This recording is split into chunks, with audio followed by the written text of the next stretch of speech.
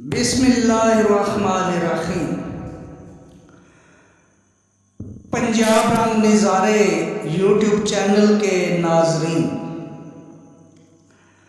آج کی معلومات جو شیئر کی جا رہی ہیں وہ وضو کے شیطان کے متعلق ہیں۔ آپ سوچ رہے ہوں گے کہ کیا وضو کا بھی شیطان ہوتا ہے؟ جی ہاں، اس شیطان کا ذکر شمائل کبریٰ جلد ششم کے صفحہ نمبر 540 پر رقم ہے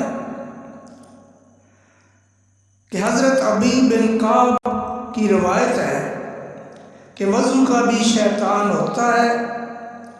جسے ولہان کہا جاتا ہے، اس سے بچو، اس سے بچو۔ مطلب یہ ہے کہ وضو میں خلاف شرع امور کا ارتکاب کرانے کے لیے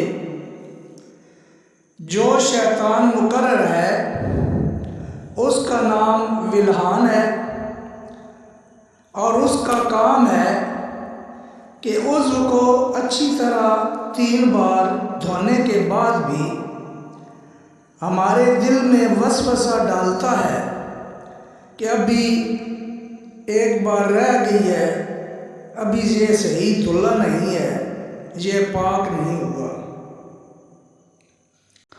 کہیں جگہ خشک تو نہیں رہ گئی، وغیرہ وغیرہ، جس کے نتیجہ میں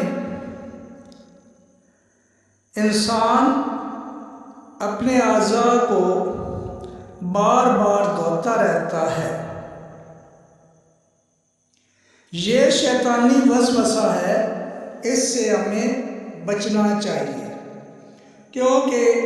اس وسوسے کی وجہ سے ہم پانی زیادہ استعمال کرتے ہیں،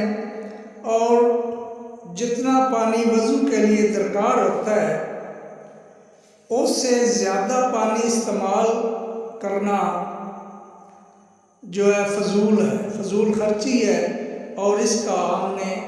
روز حشر حساب دینا ہے۔